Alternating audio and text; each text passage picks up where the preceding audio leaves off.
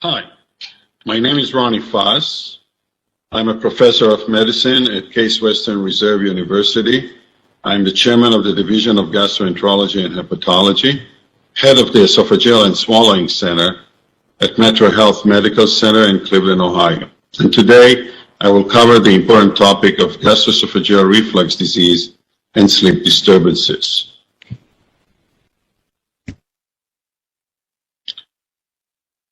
Sleep has been recognized in the last few decades as one of the most important three pillars of health. We're all familiar with good diet and exercise, and we now know that at the same level of importance, it's also having good sleep. It's also very important to recognize that between 1960 and 2002, so over a period of 40 years, we have lost on an average 2 hours from our sleep during the night. In fact, many people sleep no more than 5 to 6 hours at night, suggesting that many people are in fact sleep deprived. Now, sleep deprivation doesn't come cheap. It is associated with a variety of health-related consequences. So, people that are sleep deprived are more likely to be involved in accidents, car accidents, work-related accidents, or accidents at home. They're more likely to develop psychiatric disorders, have a short attention span, heart disease, memory impairment, dementia, obesity, and even reduced immune response. Now, during sleep time, there are physiological alterations in esophageal function. And some of them are mentioned on the table in this slide. Marked decrease or absent in salivary secretion and flow, decrease in swallowing initiation, decrease in primary peristalsis, decrease in secondary peristalsis, decrease in upper esophageal sphincter basal pressure with deeper sleep, absent esophageal upper esophageal contractile reflex, diminished perception of intraesophageal stimuli, and reduced gastric function. Studies have also shown that patients that experience nighttime reflux are more likely to develop a severe manifestation of gastroesophageal reflux disease. They are the patients that are also more likely to develop erosive esophagitis or complications of gastroesophageal reflux disease, such as esophageal ulceration, peptic stricture, Barrett's esophagus, and even adenocarcinoma of the esophagus. Subjects with nighttime reflux are more likely to develop extraesophageal manifestations of GERD, such as asthma, chronic cough, and hoarseness. And obviously, if you experience nighttime reflux, you're also more likely to develop sleep deprivation. Now, how common is heartburn that awakens patients from sleep during the night? In this slide, there are at least 3 large surveys, and they've shown that about 50%, about half of the patients with gastroesophageal reflux disease also report having heartburn that awakening them from sleep during the night. So nighttime heartburn appears to be very common, and it's something that is not commonly elicited by treating physicians when they see patients with gastroesophageal reflux disease in their clinic. Nighttime heartburn has an important impact on patients' quality of life. In this survey, it was found that 63% of the patients with nighttime heartburn reported that their nighttime heartburn affect their ability to sleep well. 42% said that they were unable to sleep through a full night. 39% said that they have to take naps during the day, and 34% stated that they were sleeping in a seated position. It's also very important to understand that 27% of the patients also reported that their heartburn-induced sleep disturbances resulted in waking up their spouses, affecting their quality of sleep.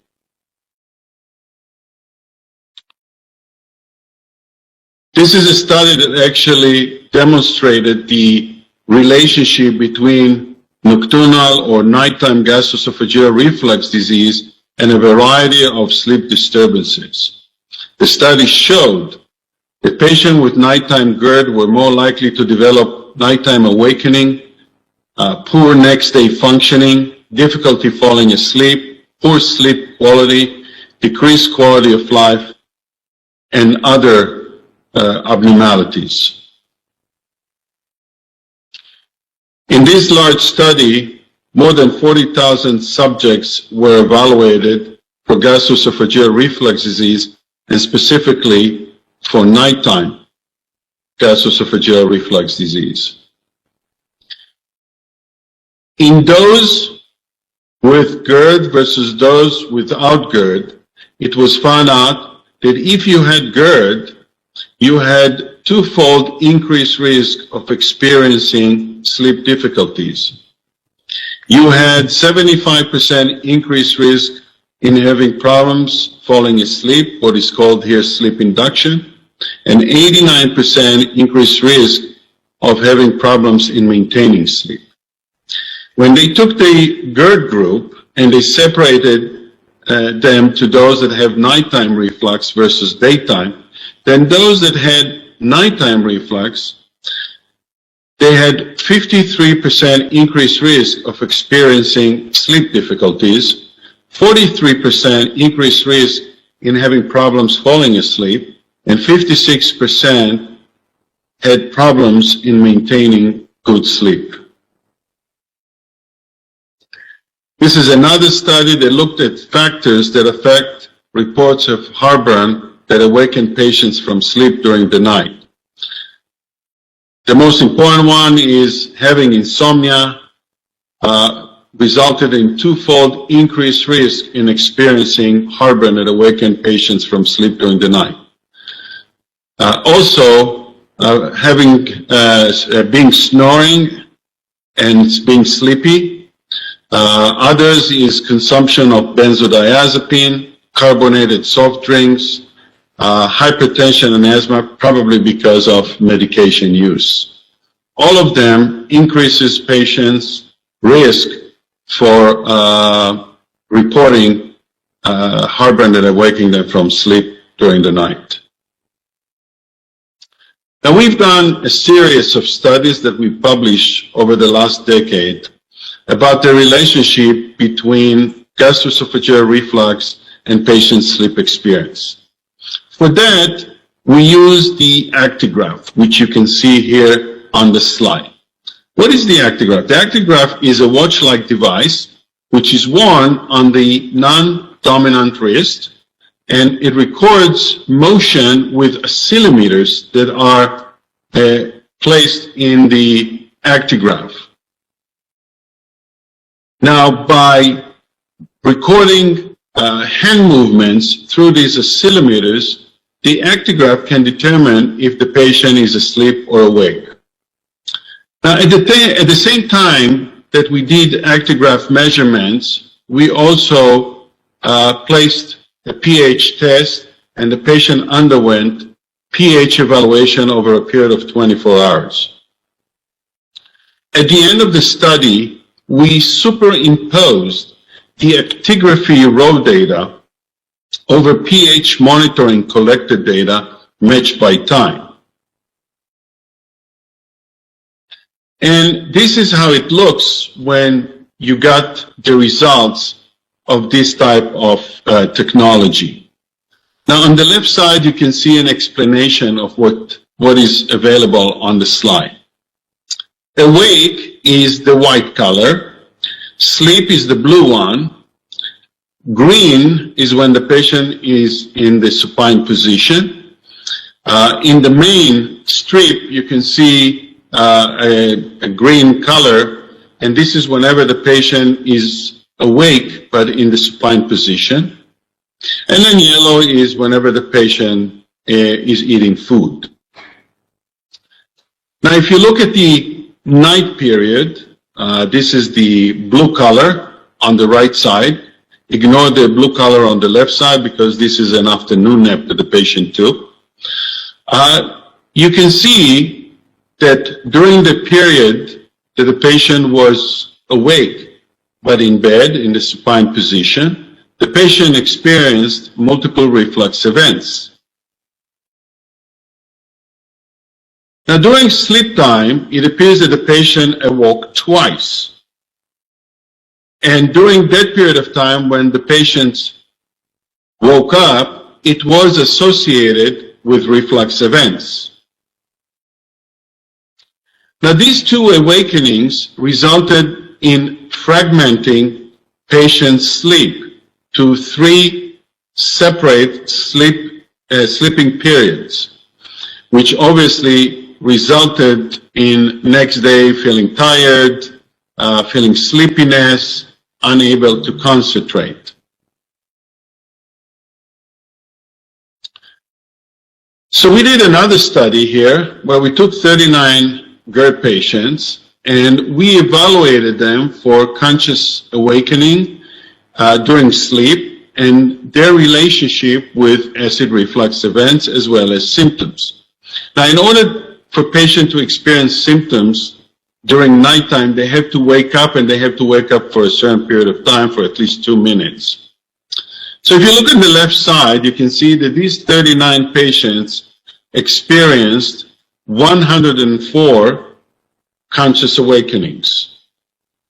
Of those, 52% were associated with reflux events. So about half of these conscious awakenings were associated with reflux events. Of the reflux events, 31.5% were associated with symptoms, suggesting that overall, if we look at all 104 conscious awakenings, only 16.3% of them were associated with symptoms. So, suggesting that overall, the percentage conscious awakening associated with acid reflux and GERD-related symptoms was relatively small, meaning that most of the conscious awakenings that were associated with reflux events were not associated with symptoms, suggesting, in fact, that the most common manifestation of gastroesophageal reflux during sleep time is just by patients waking up rather than with symptoms. Now, this is an example of one of the patients from our study. So you can see that this patient, where the green arrow is, there is a very short period of time when the patient was awake in bed before the patient fell asleep. And at that short period of time, the patient already had reflux events. Now, during the sleep period, you can see that the patient woke up 6 times. And the range of waking time was between 4 minutes and 38 minutes. That resulted in serious fragmentation of patients' sleep time during most of the night. And as you can see at the top, the red line suggests that during the whole period of time, the patient was also experiencing heartburn. At the end of the last waking period, which is F on this figure, the patient eventually fell asleep, and we don't see any more reflux events. And also there's no association with symptoms. So this is clearly tells us a very important story about patients' sleep experience. And you can see why patients experience so much heartburn during sleep time. And it was associated with significant fragmentation of their sleep. In this study, we also found out that in 88.2% of the time, symptomatic acid reflux event occurred after conscious awakenings. and only in 11.8% of the conscious awakening, symptomatic acid reflux event preceded conscious awakening.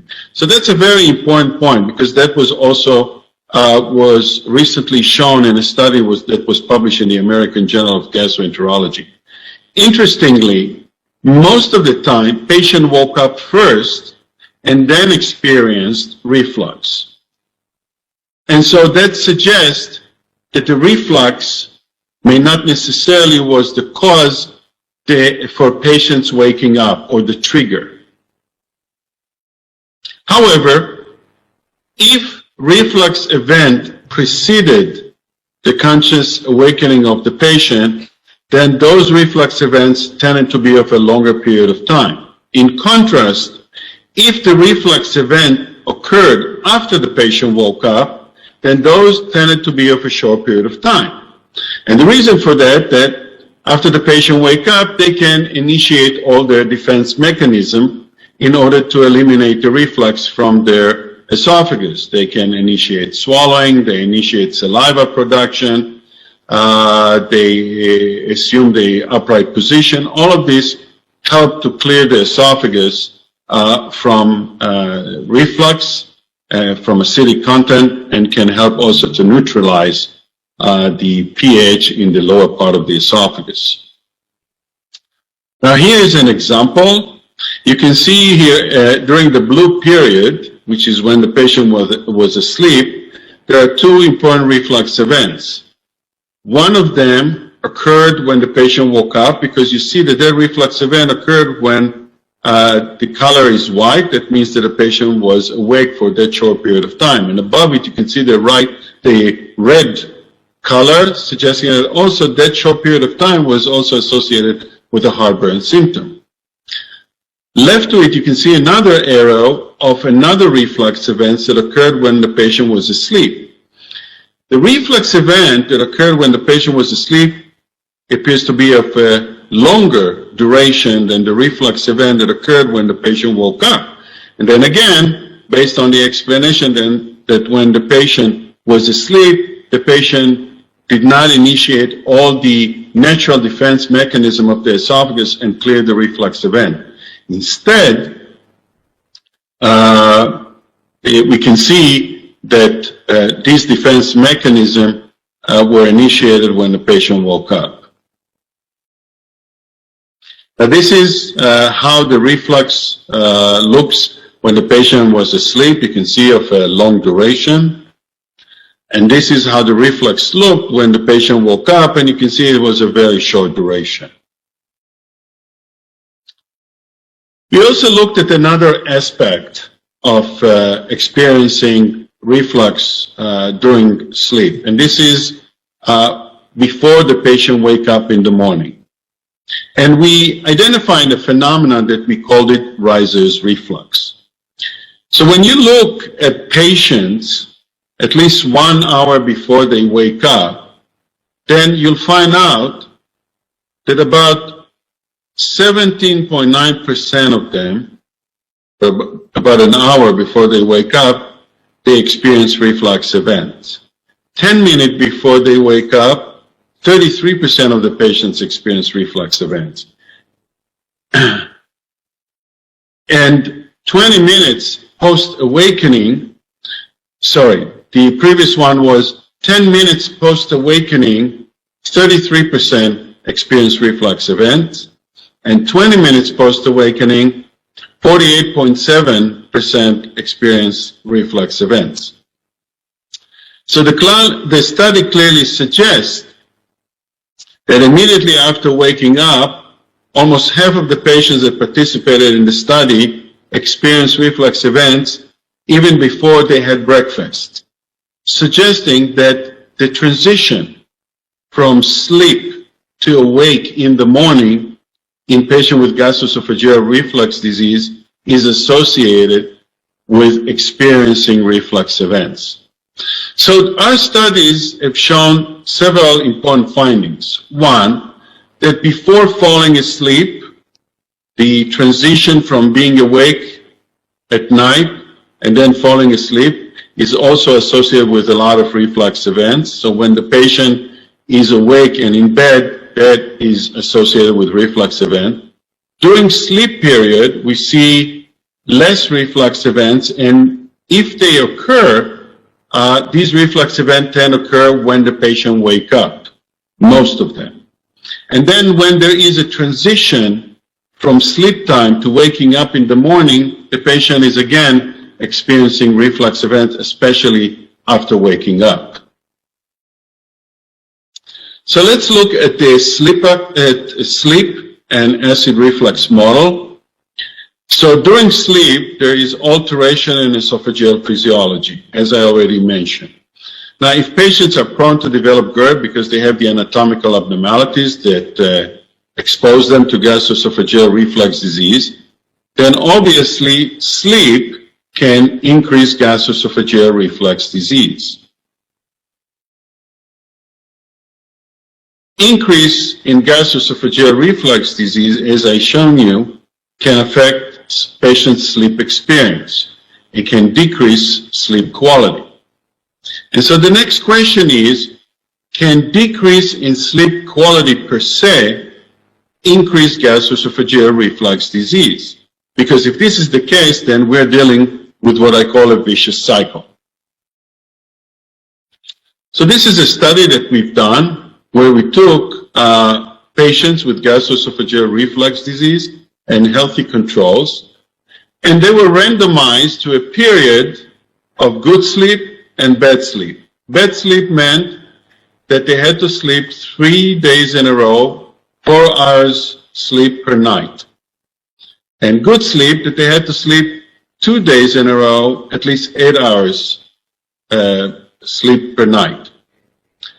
The day after bad sleep or good sleep, patient showed up into the laboratory and an infusion tube was inserted through their nose and into the esophagus, and then acid was perfused through that tube.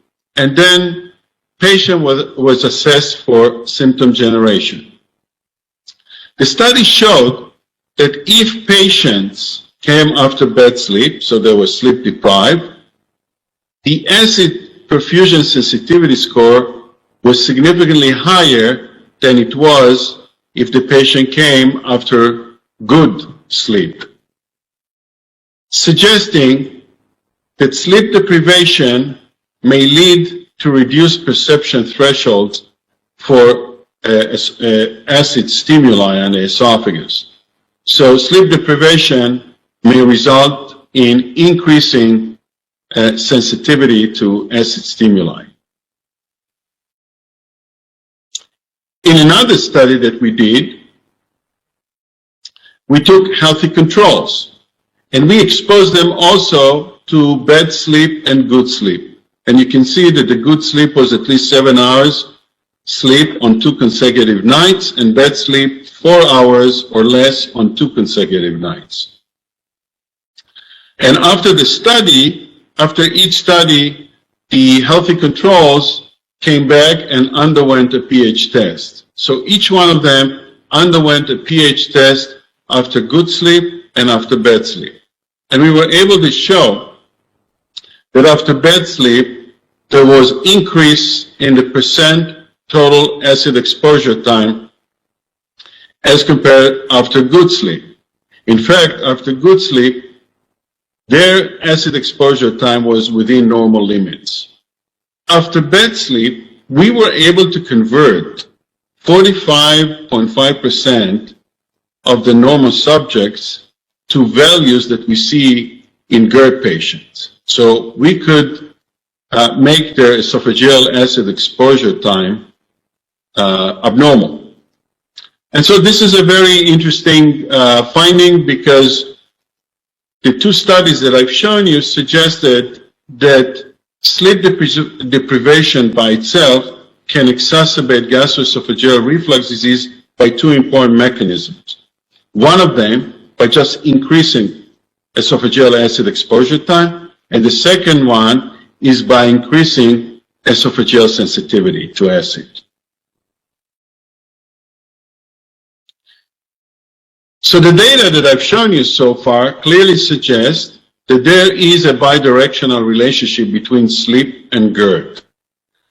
That increase in GERD results in decrease in sleep quality, and decrease in sleep quality can increase gastroesophageal reflux disease, and we see this vicious cycle. So one way to break this vicious cycle is obviously to treat patient gastroesophageal reflux disease. So here are some studies showing the effect of anti-reflux treatment on patients' sleep experience. So this is a study where patients were randomized to esomeprazole 20 milligram once a day versus placebo for a period of 4 weeks. And the study showed that those that received the esomeprazole, the percentage of patients that received esomeprazole reported relief of heartburn was significantly higher than those that received placebo, 34.3% versus 10.4%. This is another study. Here patients were randomized to either esomeprazole 40, esomeprazole 20, or placebo, and looking this time at sleep disturbances. And those that received esomeprazole, regardless of the dose, they reported a significantly higher percent of days without sleep disturbances as compared to those that received placebo. Now, let's look at the role of rabeprazole in treating nighttime reflux and thus potentially affecting patients' sleep experience. This is a large meta-analysis that included 57 studies that measured intragastric pH after different PPI regimens. And the study found that the relative potencies of the 5 compounds compared to omeprazole were 0.23 for pantoprazole, 0.9 for lansoprazole, 1.6 for esomeprazole, and 1.82 for rabeprazole. So rabeprazole demonstrated the highest potency in this study. In addition, in GERD patients with nocturnal heartburn, a single dose of rabeprazole was able to increase intragastric pH significantly more than pantoprazole, and this was throughout the 24 hours. So it included also the first 5 hours and also nighttime hours or daytime hours. This is another study that compared rabeprazole to pantoprazole in controlling gastric acid in patients with nighttime heartburn. And when you look at the mean time with intragastric pH greater than 4, during daytime it was significantly higher with rabeprazole versus pantoprazole, 51% versus 42%. And when you look at nighttime, again it was significantly higher for rabeprazole at 32.2% versus pantoprazole 16.9%. Another study looking at nighttime intragastric pH. So during nighttime, the mean percent time pH greater than 3 and pH greater than 4 was significantly higher on a single dose of rabeprazole 20 milligram than esomeprazole 40 milligram.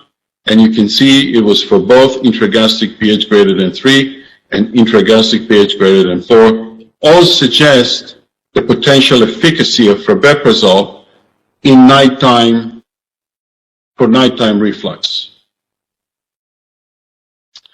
This is another study that looked at dexlansoprazole 30 milligram. Patients were randomized to dexlansoprazole 30 milligram versus placebo.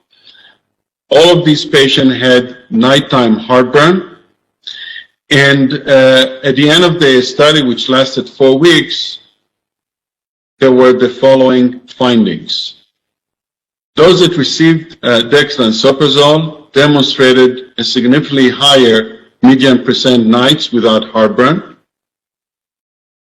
Also, the percent of patients with relief of nocturnal heartburn during the last 7 days of treatment was significantly higher in the dexlansoprazole group.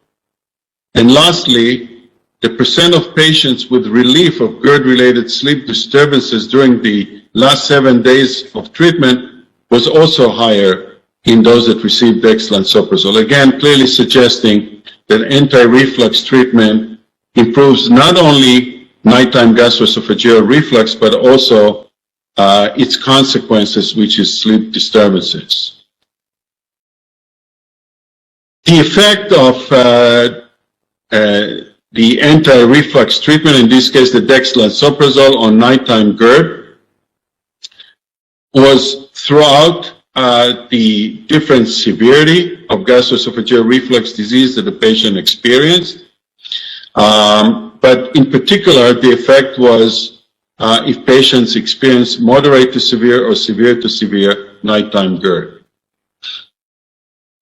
And here in this slide, you can see that dexlansoprazole significantly improved a variety of sleep disturbances as compared to placebo at the end of the study. And those include nights with GERD-related sleep disturbances, nights with difficulty falling asleep, nights with waking up, nights with difficulty getting back to sleep, and others. So from the data that I've shown so far, one way to break this vicious cycle between poor sleep and gastroesophageal reflux disease is by treating patients with anti-reflux medications. And the studies that I've shown included primarily or exclusively proton pump inhibitors. So the next question, of course, is if we improve sleep, can just by that we can improve gastroesophageal reflux disease? So here is probably one of the studies that looked into this issue. This study actually recruited patients with non-erosive reflux disease who had nighttime symptoms, and they randomized them to either Ramelteon or placebo. Ramelteon is a MT1 or MT agonist, melatonin 1, melatonin 2 agonist, and the dose was given at 8 milligrams at bedtime. At the end of the 4 weeks, these patients were evaluated for symptom improvement, and as you can see here, those that received Ramelteon, which is a sleeping pill, demonstrated a significant improvement in daytime heartburn, but in particular, nighttime heartburn as compared to placebo.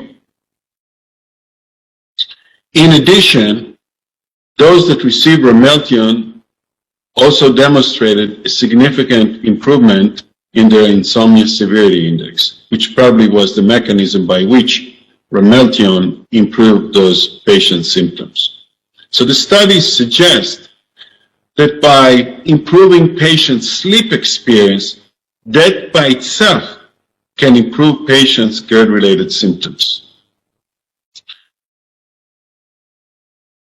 Obviously, the next question that everybody will ask is, should we consider combined treatment in our patient population, those that have nighttime reflux and as a result sleep disturbances? Should we consider an anti-reflux medication in the form of a proton pump inhibitors and then add some type of a sleeping pill that have been studied, like Ramelteon? So data for this obviously are still missing, but that kind of a very intriguing concept.